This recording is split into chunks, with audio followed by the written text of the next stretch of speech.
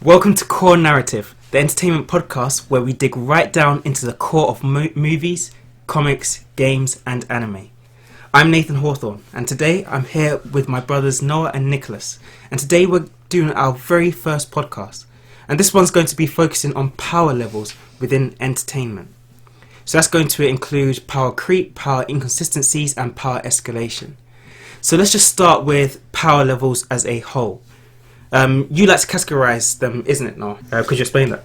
Yeah, so when talking about power levels on websites such as Comic Vine, or even when you're having debates on YouTube or other sites like Reddit, we normally talk about different power levels. So like we would start from base level, which would be around street level, which we would call street levelers, or wall levelers, and that's just to say that the amount of destruction or the area of effects which they do is on around a wall level.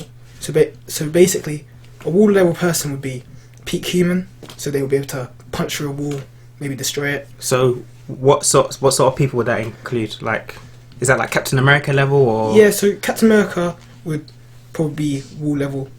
So normally we go like wall level to building level, and he'll just be like a wall level plus to show that he's on the higher end on the wall of the wall level, because Captain America can't punch a building into nothingness, but he can definitely destroy more than one wall with a single punch. So. Okay, so say for example in anime, he would be on par with that.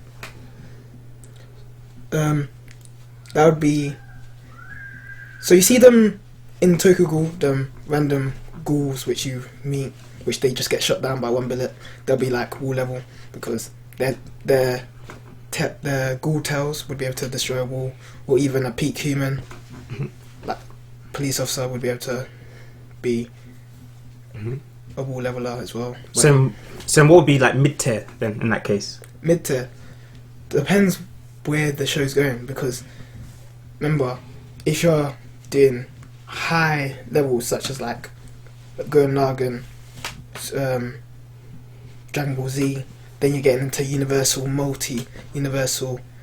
beings, and if you're talking about mid-level in them type of verses, then you'd get to like planetary. But if you're talking about more basic verses, like normal verses around how they are, which would be like the peak tier would be like planet level, then mid tiers would be multi-building to around, I'd say, town, city level. Cause so you're saying that in some like Hulk would be mid tier because he can take out like a block, say, but in others, Frieza, when he comes and destroys Planet Vegeta, he would be mid level because there's people that can like destroy galaxies and stuff. Yeah, is that how it works? Okay, cool. So the thing with power levels is that it's weird because you can start off with characters who are, and this is where we start to come to power inconsistency, which is that you have characters that can spit out that much power. So say for example, you've got... For example, let me give you an example, like Batgirl. Yeah. You see him destroy, in My Hero Academia, Batgirl in My Hero Academia, you see him destroy concrete walls, but then when he's versing people, he's not blowing up. Like, for example, during the UA Sports Festival, you see him verse Ochaka, the gravity woman, and he's doing explosions to her face, but she's still getting up, and you're like, how come he's destroying buildings but not destroying her flesh? Yeah, and I guess it's sort of like that thing in which you see all the time in superhero cartoons where people are getting like completely battered and they're getting burned and stuff like that, but their clothes stays intact, and they might be wearing normal clothes, but their clothes stays intact, but they just got burst with fire, which we just saw a few minutes ago shred a tree or something like that. So it's like inconsistent with that. On your YouTube account, you also talk about Cloud and FF7, and you see the power inconsistencies during the game. Like in one scene, he's jumping a whole building. The next scene, he can't jump less than one story. Instead, he needs Aerith to go get a ladder. So yeah, and I know that's for game for game mechanics and to make it so that you can't like break through the game, so that you have to go a certain route, but it is really frustrating. So say for example, don't want to spoil the end, but there's a bit where Cloud essentially drops from the top of a building and lands nice and cleanly on the floor. He barely even makes a sound, and then he just carries on fighting. And there's sections where he literally cuts buildings in half, and then later on he can't even go through a single door. He needs a key, and it's just, it can get frustrating, but you know why they're doing it, but still I find it sort of unimmerses you. Yeah, and it makes you feel sort of weak. Because, say for example, and this is where I think that games are done really well, when they make you feel like you're getting stronger with the character. So, say for example, Nicholas, you completed Infamous, right? Did you platinum it? I did. Which one? Number 1 and number 3. And so, with that, you start off, of course, with just the basic powers where you can just basically shoot the beams or move a little fast. But then, and you feel like, yeah, I'm sort of strong. But as you go through the game, like what sort of, how do you feel like as you go through the game? In that game, throughout the whole game, you feel powerful. In the first one anyway, the first two anyway, and it even keeps that consistency with the scenes as well. For example, you jump off buildings like normal, and then next scene, a lorry comes and completely crushes him. Oh, he broke his leg, but then his leg heals. Like, it's consistent in that sense. Yeah, and then by the end of like the second game, you see him level up to a point where you can switch between powers, and you're just like, wow, I just feel so strong now, and I've got loads of things that I could possibly do. And I think that's a successful game, and it's the same thing with movies, anime, comics. You want to see that as the power escalates, you want to feel that this character is super strong. And the thing is, with Infamous, I like that because I just remember the first mission, the first bit of the game which we ever do, where after he wakes up after the explosion happens, where he jumps off the building and then he calls his girlfriend and he's like, yeah, I just jumped off a building. So you see the consistency, like that scene didn't just happen. He makes it known that he just jumped off a building. See, and this is, I would say, one sad part about FF7 Remake, where Cloud keeps on going on about, yeah, I'm a soldier, I'm first class, I'm the best. But in the next minute, he needs a ladder or a key to open a door. Whereas Cole, in the first Infamous game, is always telling us he's real strong. And you see it, and he talks about it himself. Yeah, and So just to add to that, it's like everything you can do in Infamous as a game, he will do it in a scene. So, and he will always do it in a scene. With like Final Fantasy, we said before, we saw Cloud jump from this or chop this in half, but he won't do something similar in the next scene. It will completely change. But Infamous, throughout the whole thing, is consistent. I got this power, now I am stronger. I can beat this stronger person. Move on. You never go backwards. It's always forwards. And with that, there's a logical escalation as well. And even thinking about, and this touches slightly on power creep as well, the humans around you in Infamous, they stay the same strength. You're stronger, in fact. So now when you do stuff, so say for example, you could drain someone. At the begin, you would have to almost sort of fight them to drain them. By the end, you drain them much quicker, if I remember. And like, you can knock into people, and I go flying halfway across the across the thing just from you running into them. And it's that as well. And power creep is sort of your speciality, because you're the first person who I've heard talk about it now.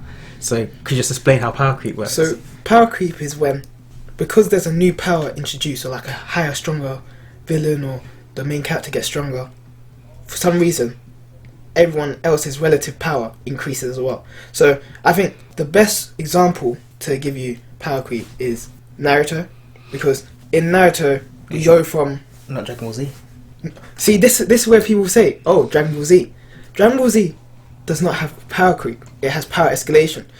Super power escalation, that's ridiculous. Because in Dragon Ball Z, Goku will get power up, but Krillin and Yamcha will still get swatted.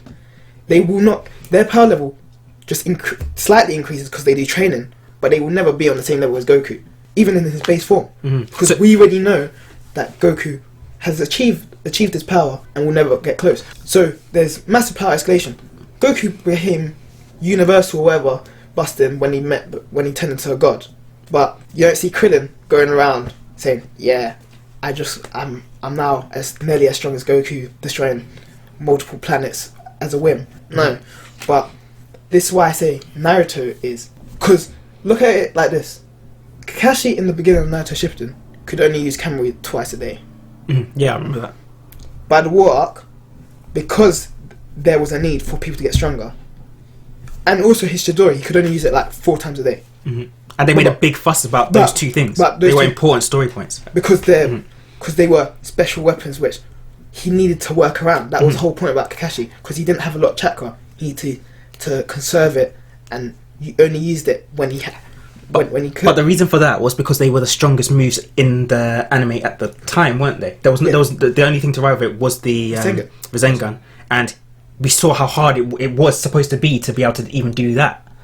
But then, as soon as the war arc started in Naruto, you see Kakashi roll around 3 days straight, doing 10 Chidoris, using Kamui every other minute, and you're like, wow, he just got so much stronger without doing nothing. And you see that power creep, and that is because Naruto got a massive power boost when he turned into Sage Mode, and then got another one straight after when he got his nine-tailed chakra form. So because Naruto had gotten stronger, Kakashi needed to get stronger as well. All the other characters need to get stronger to at least make them relevant. And it kind of leads to plot holes and like, how did he get this strong? Where did he get this power and everything like that? But alongside that, we have all the rest of the ninja all over the thing, and it's from the beginning it was so hyped up how strong Chunin were, how strong Jonin were, and all that. Yeah. And then later on, we see that they're dying by kunai. Yeah, and that's why I like to call non-important characters ninjas which die by kunai, because that's what they are. They say Jonins are meant to be the hardest thing to get at. That's why it was so amazing for Kashi to become one at 12 and everything. And all I say is, everyone which you see is weaker than Naruto was when he was 12 years old, as again, because they do not have the power, they do not have the plot relevance, which means they do not have the plot armor. So because they're not relevant, they just die straight away. And this is where it starts to get really annoying as well, because when they start to have connecting series, so say for example we have Boruto, and which is a joke. Yeah, which unfortunately has turned into a joke. What happened with the strength of everyone, especially Naruto himself, who by the end of the last, when he was, how old was he in that? 19? 19. He was well, I can't remember what was it that he did at the end of the. He fought Tonari on the moon, and Tonari chopped the moon in half. Yeah, and he's supposed to be able to block that and fight against that with no problem. But then got stabbed by Sasuke's sword. Yeah. And then also stuff like him getting blown up by Momoshiki when all the blast did was destroy an arena. When we seen him tank, as they call it in Comic Vine and other things, which means like endure getting blown up by a tail beast bomb, which casually destroying towns and cities. So and that's where the inconsistency comes in. And it's frustrating because technically his power should have continued to escalate, especially as his responsibilities and his knowledge went up. Because at the moment, don't forget, Naruto as a child was a bit of an idiot. Yeah. As a teenager, he hadn't studied properly. He had good innate skills and a hard work ethic, but he wasn't that knowledgeable. And we did see it improve, and that was one of the things that I liked. That the fights towards the end of Naruto Shippuden, his strategy and all that was much improved, but he still wasn't on the level that you were expected of someone who was supposed to be a Jonin by his age, especially for his power level. And then after he's done all that study and everything and become Kage, still Shadokan Jutsu. Yeah, he still uses the same tactics. Yeah, he's even weaker than he was before, and it's just frustrating to watch, especially when his son is almost at the same level that he was when he was 19. Yeah, this is the thing. Like, you got Boruto hurting Momoshiki with a Rasengan, but Boruto is a 12-year-old boy which has never seen war, and you're like, how? Why? And also in the manga, if you read it, Naruto be getting taken out, but they say he was testing her power Delta in the manga, but he went full Nine-Tails form, and you're like, this person wouldn't even probe a Pain Sage Mode era Naruto. So there was no need, and I was like, And the Rasengan he even made to take her out Was was barely bigger than a house. When we saw him do way worse in the war. the ABC rule Yeah. is that because A can beat B and B can beat C, definitely means that C cannot beat A. Yeah. But So that's a straight up power level ranking. that's the power level ranking. Yeah. But a lot of shows such as Naruto do not work in that ABC logic. Which I think is best. Yeah. Which I think is best because that's how things are in real life. So say for example, I know that we don't really follow boxing, but with things like boxing, you will get different players who can beat each other. Yeah. Which is why there's never any blanket. Oh yeah, he's definitely going to beat him because he beat him. They'll be looking more at what's the reason why he beat him. Yeah. Oh well, that one's lacking in that as well, so he's going to get beaten in that area too. So yeah, I think that's the best way to take it. But at the same time, you also risk breaking people's powers with it. Yeah. Or breaking the entire story by bringing in a power to try and make sure that these people that the main character and his team can beat something. And this is what happened with it happened a bit in Naruto, not as much, but it did happen a bit in Naruto, especially towards the end. Yeah. And it definitely happened in Bleach, but that's a discussion for another time. but towards the end of Naruto, especially when he got those orb things. True seeking balls. Yeah, those things. And all of a sudden he could instantly heal people. He could do this. He could. It was just getting. Yeah. And then he got completely weakened for Boruto. So because it had to be done because everyone was far too strong. Yeah. Which is something that I think that all story people, unless they're absolutely planning to completely close off the series and never have anything come off it unless it's a prequel, they should avoid. They should always avoid going to incomparable amounts of power. Yeah, because I remember a post where there was Naruto and Sasuke who could barely destroy a bridge. Now they're fighting people which can destroy the moon. Mm-hmm. Like the sense of what Naruto has somewhat gone from it. Same with Dragon Ball Z. Sometimes you this all started with a young boy going on an adventure. He was a martial artist. As a martial artist, yeah, it was literally a martial arts show. Back at the beginning, guns and literal armaments were a thing. Yeah, but they were gone by the end of the show because they were just inconsequential. Blown up planets. Same in Naruto. We're meant to be ninja, we're meant to be quiet, meant to be stealthy. We'll just use a big attack just to take someone out. For example, fireball jutsu. But now, we're basically where Dragon Ball Z was, with blowing up cities and towns and that beast bomb over there just blew up the whole of that city. Mm-hmm. And with that, I think there also comes there's also the slight inconsistency with as that power grows, who can reach that power, if that makes sense. And which is why they had to bring in aliens. yeah, exactly. And sometimes when, for example, you're in the show, the only way the plot can continue is because people do not know, which is kind of dumb. Like, for example, one of the first arcs in Boruto was when they went to the Mist Village and the rogue Mist Ninja was trying to start a war again. But if they truly knew who Naruto was, they would know there's no point. The man would just blow up the city. Yeah, blow up the city. Honestly, Naruto and Sasuke could walk around just blowing up cities and no one would be able to stop them. And I think that's why Boruto should have just never started, because they had got to a point in Naruto where it was impossible to overcome both Naruto and Sasuke. Yeah. And it would have been impossible to overcome them in the 15 years that had passed since the end, because they would have just got stronger and stronger and stronger and stronger. Because if it ended at the pain up, then it was attainable to beat them, because we knew people which had also attained Sage Mode and also could beat them using different strategies, and it would actually be a threat, because even in Sage Mode, if a group of 20 ninja jumps Naruto, he would probably still die. And I think along with that, writers need to also think about the consequences of making people as strong as they are. Yeah. Let's not forget, Naruto was from the Uzumaki clan. They live a long time. he would have been well over, and he had an unusually large amount of chakra just as it was, and with the 9,000 in him, he had even more. He would have lived for well over 100 years. So the strength that he would have had by the end would have been crazy. And how do they tend to deal with these sort of things? What do they do to kill off the strongest, or to render the strongest characters unusable for a certain amount of time? They did it in Dragon Ball Z. They did it with Itachi. They kill him or make him sick. Yeah, Kill him or make them sick. Sacrifice himself.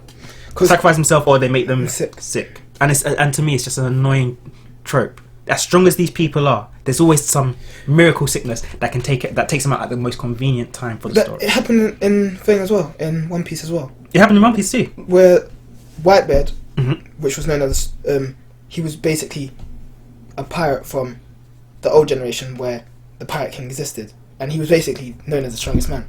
Mm-hmm. When they went to war, he was ill, sick, which meant he knew he was gonna die, and he was never gonna be able to take out. He did do a lot of damage, but if he was well, he would have killed everyone there.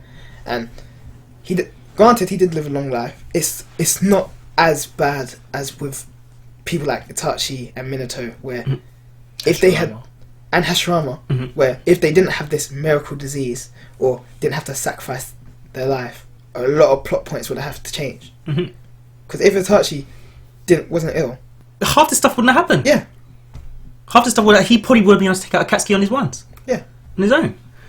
And His only problem was pain. yeah, In the hurt.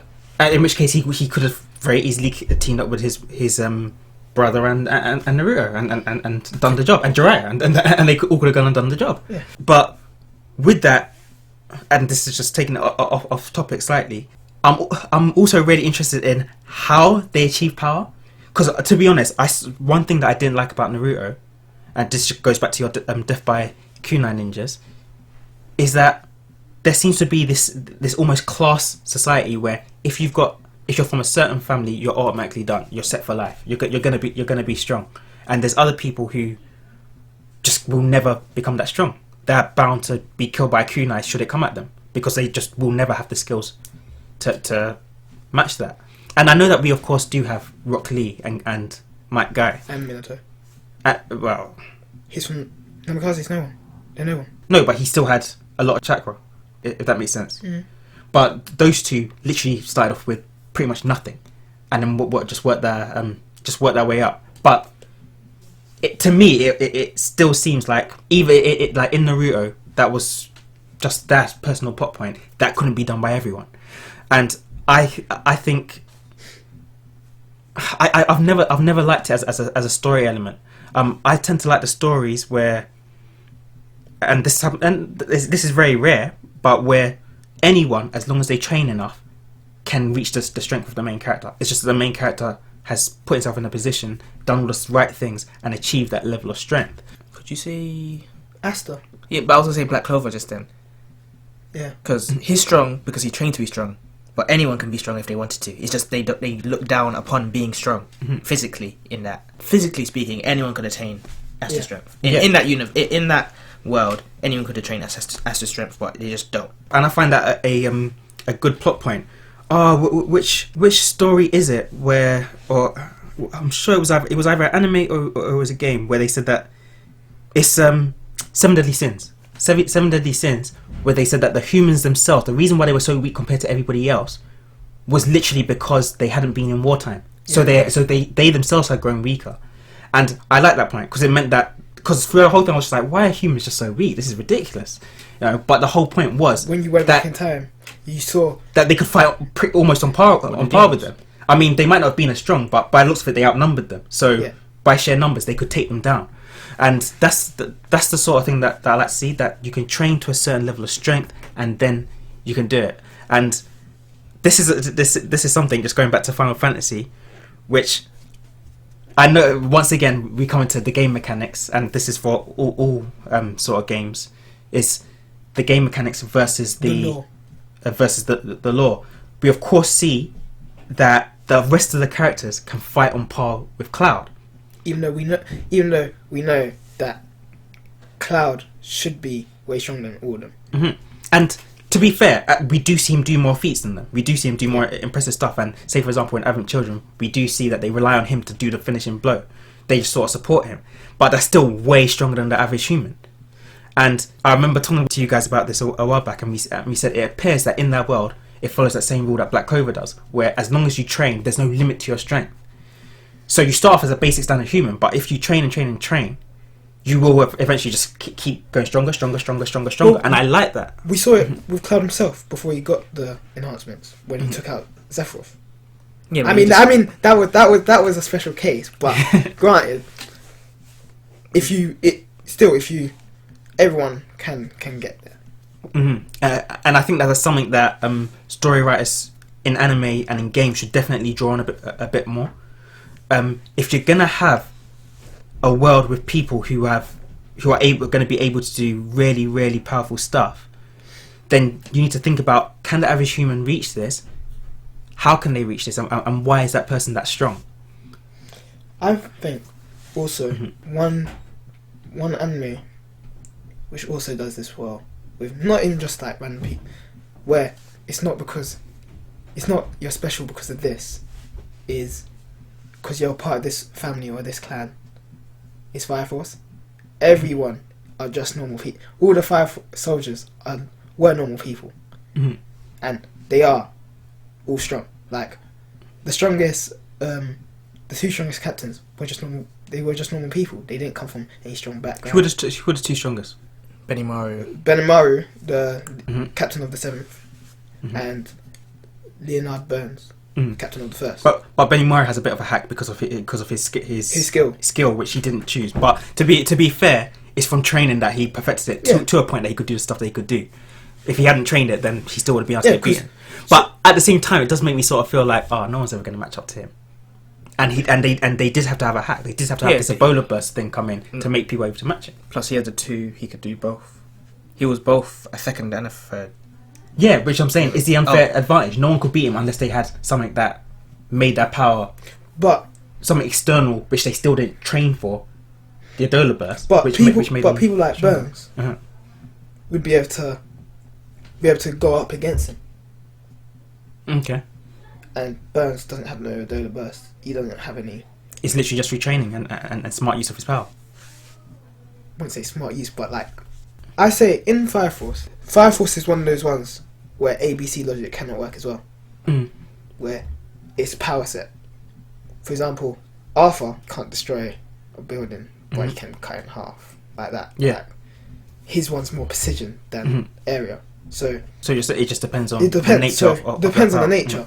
And you can continue to upgrade yourself by getting stronger and stronger by using those the things which make you strong. So Shinra knows that his strength relies on his speed, so he tries everything to make it so that he can get faster and faster. Arthur knows that it's the heat of his blade, so he will try and get his blades hotter and hotter. So things like that, instead of the regular, I'm going to rely on my special power which I got from birth and everything like that. Like they still work on the areas which they think will make them stronger, instead of, I need to get this new transformation which will make me way stronger, like that. You get what I'm saying? Yeah. So then, here's the big question before we close up. What one could potentially ruin a show, movie, game the most for you? Super power escalation, power inconsistency, or power creep? Power inconsistency. Yep. Because I've seen power escalation done very well. For example, games like Serious Wrath, power escalation on the madness, but Gurren Lagann anime, done really well. How about you, Nicholas? Power inconsistency, because it's just irritating to see them do one thing and then next minute they can't do it. Yeah. For no reason at all. Power creep might be annoying because suddenly you got stronger, but you're like, just like you know why it's there for. Because you want to see your favorite characters be useful. You want to, but power inconsistency is the most annoying thing you can ever see. To be honest, it's a form of plot armor, or sometimes inverse plot armor, where just to make sure that something happens, the person suddenly cannot do something which we know that they can do normally, or or beat a person, which logically they could do just by using this skill, which they haven't used for 400 chapters, and then it seems that I forgotten that they had. Because I didn't watch Dragon Ball, and I had no idea that Goku had that red form. Kaioken. Yeah, the Kaioken. Oh, yeah. And I didn't watch the beginning of Dragon Ball Z. I first started watching it in the Namek arc. That's when we first got the channel and were able to watch it. So I never knew he had that power. And can you believe, for years and years and years, I had no idea he had that power. And he pulled it out in Super. That's when I saw it. I was just like, what is this? And someone said, oh, he had this the whole time. I was like, what? And yeah, you have a perfectly useful power, which suddenly isn't used anymore. Yeah. So, yeah. So that's it for today. Hopefully we weren't too rambly. Thanks for listening to our first podcast. In future, we'll be looking into other stuff. Please give us your feedback on this and let us know what your most annoying element is when it comes to power. Is it the inconsistency? Is it the mad escalation? Or is it the power creep? Okay, that's all for now. Narrative Core signing out.